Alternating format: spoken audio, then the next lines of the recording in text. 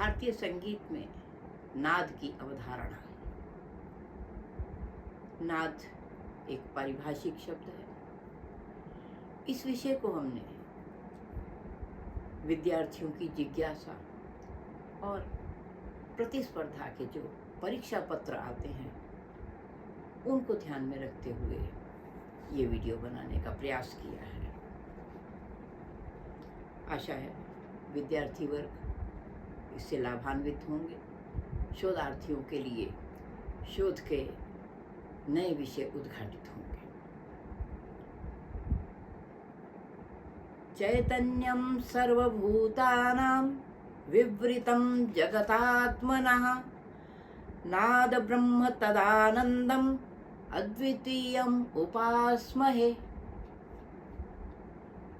जो चैतन्य है सभी प्राणियों में व्याप्त है और संपूर्ण जगत की जो आत्मा है वो नाद है। और वो नाद मात्र नाद नहीं, वो नाद ब्रह्म है। नाद ब्रह्म तदानंदम, और वो आनंद स्वरूप है।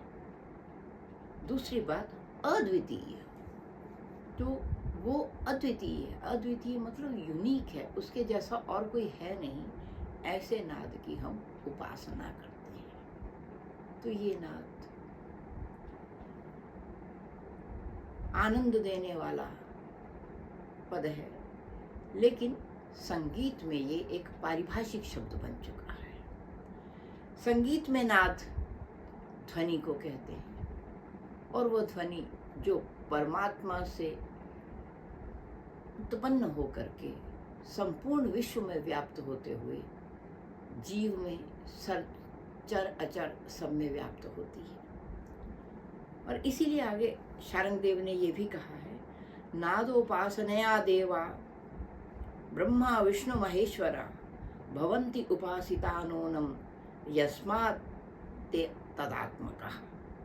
तो कहते हैं कि नाद की उपासना करके ही तो ये सब देवता ब्रह्मा विष्णु और महेश हुए हैं।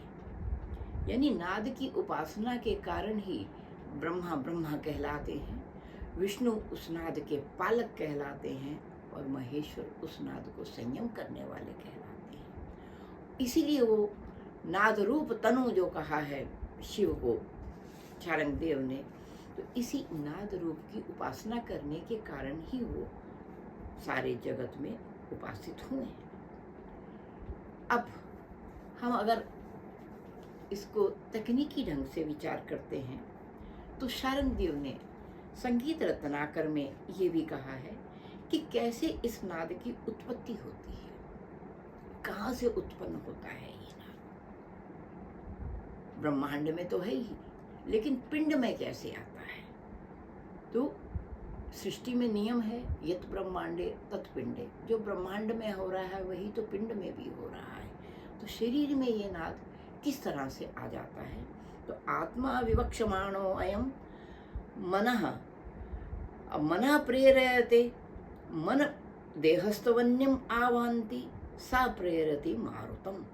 तो पहले आत्मा में, आत्मा मतलब अपने स्वयं में एक विचार उत्पन्न होता है, एक इच्छा पूर्ण होती है, तो वो मन को प्रेरित करता है।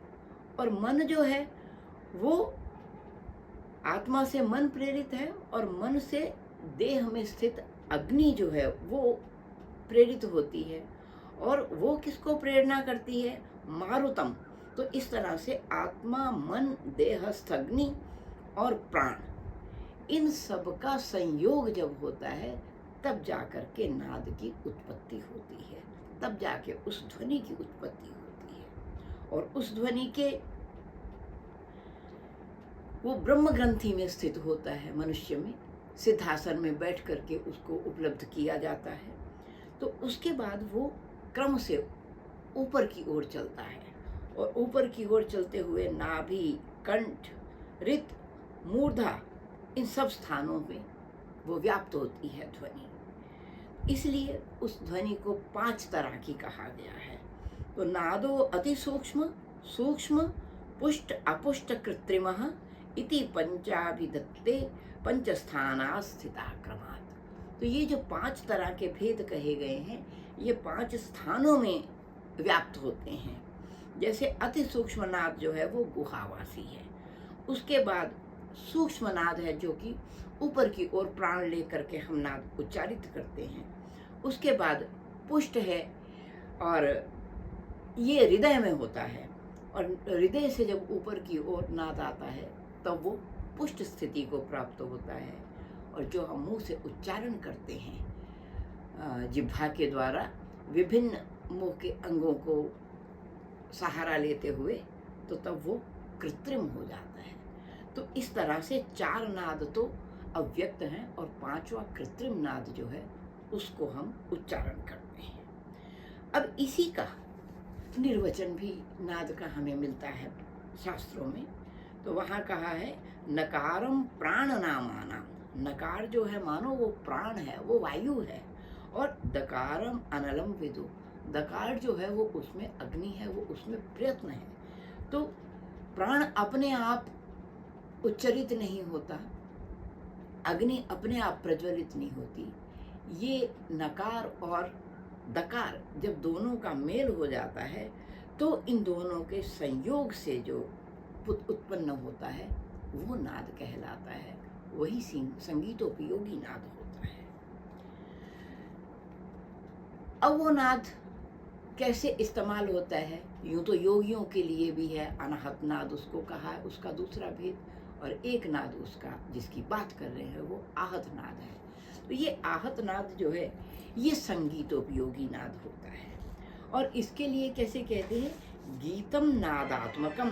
गीत जो है वो नाद के बिना कोई गीत नहीं हो सकता।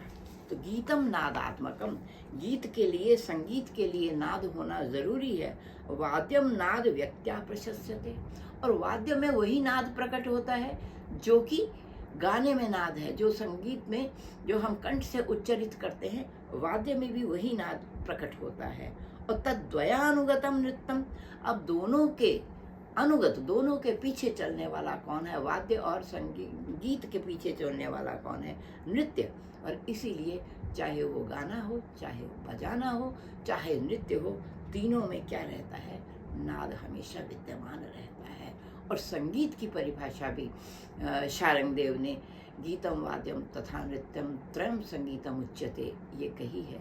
तो नाद के बिना न तो कोई गीत हो सकता है और ना कोई नृत्य हो सकता है, ना कोई वाद्य हो सकता है।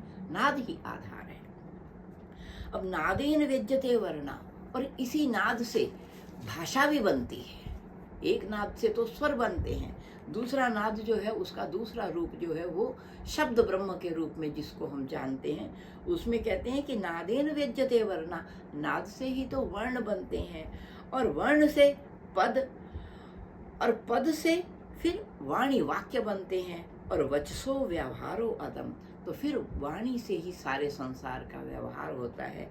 इसीलिए ये सारा संसार जो है वो उस नाद के ही अधीन है। अब ये नाद जो हैं वो 2 तरह के नाद हैं, एक आहत और दूसरा अनाहत। तो कहते हैं कि आहते अनाहतश्च इति द्विधा नादो निगद्यते। ये 2 तरह के जो नाद कहे हैं, तो ये दोनों कहाँ मिलेंगे? सोयम प्रकाशते पिंडे, वो एक मनुष्य के शरीर में दोनों ही नाद होते हैं, आहत भी है और अनाहत भी है, दोनों नाद विद्यमान रहते हैं। ऐसा नहीं है कि अनाहत नाद कहीं और है और आहत नाद कहीं और है, नहीं, एक ही शरीर में दोनों विद्यमान रहते हैं। जब योगी मुद्रा में आकर के ध्यान धरते हैं तो वो अनाहत नाद है, और जब उसको प्राण और वायु का संयोग, प्राण और अग्नि का संयोग से जब उत्पन्न करते हैं तो वो नाद जो है वो संगीतोपयोगी नाद है। और उसी नाद के फिर 3 स्थान कहे हैं, मंद्र, मध्य और तार। तो मंद्र स्थानीय नाद है, मध्य स्थानीय नाद है और तार स्थानीय नाद है। तो जो ध्वनि नाभि में है वही मध्य स्थान कंठ में है, वही जो ध्वनि है वो मूर्धा में है। तो ये संगीत के विद्यार्थी इसको जानेंगे, जिसको हम 3 सप्तक कहते हैं। ये 3 स्थानों की चर्चा हुई है, और नाद एक स्थान से दूसरे स्थान में दुगनी आवृत्ति का हो जाता है। आज की भाषा में अगर कहें, अगर सा जो है वो मध्य सप्तक का 240 फ्रीक्वेंसी पे हम अगर रखते हैं तो 480 पे वो तार सा होगा और मंद्र जो है वो 120 पे होगा। तो यानी 120 का दुगना 240 और 240 का दुगना 480।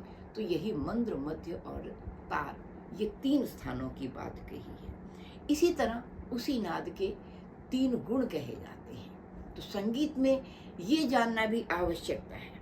पहला तो उस नाद का गुण है तारता, जिसको हम पिच कहते हैं, कि ये नाद एक स्वर दूसरे स्वर से एक तो अलग से पहचाना जा सकता है और इनका अपना स्थान निर्धारित है।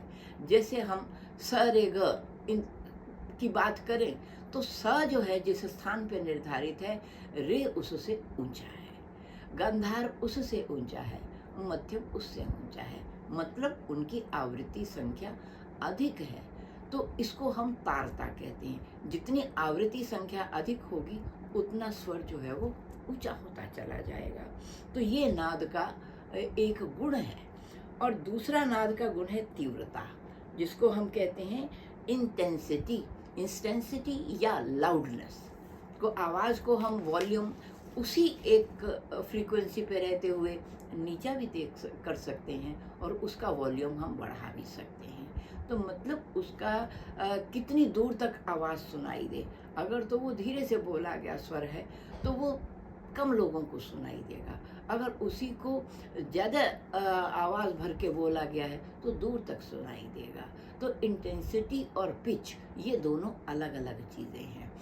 पिच अगर सेम भी रहे लेकिन उसकी लाउडनेस अगर हम बढ़ा घटा देते हैं तो वो दूर पास की वो ध्वनि होती है। तो ये नाद का दूसरा गुण कहलाता है। और तीसरा गुण होता है टिम्बर, जिसको हम गुण ही बोलते हैं। तो ये तीसरा भेद नाद का कहलाता है, गुण या टिम्बर। टिम्बर का मतलब है कि एक की ध्वनि दूसरे की ध्वनि से अलग से पहचान लेना। अब एक की ध्वनि दूसरे की ध्वनि से कैसे पहचान सकते हैं? जैसे सितार पे अगर सा बज रहा है और वही षड्ज अगर वायलिन पे बज रहा है या सारंगी पे बज रहा है तो हम अलग अलग वाद्य यंत्रों को पहचान लेंगे कि ये इस वाद्य यंत्र की आवाज़ है, ये दूसरे वाद्य यंत्र की आवाज़ है या ये अन्य किसी वाद्य यंत्र की आवाज़। एक ही स्वर बजने पर भी जो वाद्य यंत्र का निर्माण जिस तरह से हुआ है उसी तरह से उसकी आवाज़ जो है हमें वो नाद सुनाई देगा। और ये तो वाद्य यंत्रों की मैंने बात कही। लेकिन अगर एक कंठ भी देखें तो हर कंठ का एक अलग गुण धर्म होता है। हम आवाज़ आराम से पहचान लेते हैं कि ये किसी बालक की आवाज़ है, किसी वृद्ध की आवाज़ है, किसी युवा की आवाज़ है या किसी स्त्री गायक की आवाज़ है। तो इस तरह कंठ धर्म के अनुसार भी दो व्यक्तियों की आवाज़ जो है हम अलग अलग पहचान सकते हैं। तो ये नाद का तीसरा गुण है जिसे कि हम गुण कहते हैं। तो इस तरह नाद की चर्चा है। एक तो ये है कि उसका उत्पत्ति स्थान क्या है, दूसरा ये कि उसके स्थान, तीनों स्थान क्या हैं, तीसरा ये उसका न और द निर्वचन कैसे हुआ है, और चौथा ये है कि नाद के भेद जो कि तारता, तीव्रता और गुण कहे हैं, ये मैंने जिनकी चर्चा की है ये संगीत रत्नाकर में इस तरह से वर्णित है और आज भी हमारे संगीत में इनका प्रत्यक्ष प्रयोग हो रहा है। लेकिन प्राचीनों ने इस बात को किस तरह से देखा, नाद तो बहुत विशद विषय है। वेद से लेकर के आज तक नाद की चर्चा होती है। तो अगले वीडियो में हम बात करेंगे कि बृहदेशी में नाद को किस तरह से मतंग मुनि ने उसको व्याख्यात किया है। तो इसकी व्याख्या हम अगली बार में करेंगे, अगले वीडियो में करेंगे। धन्यवाद।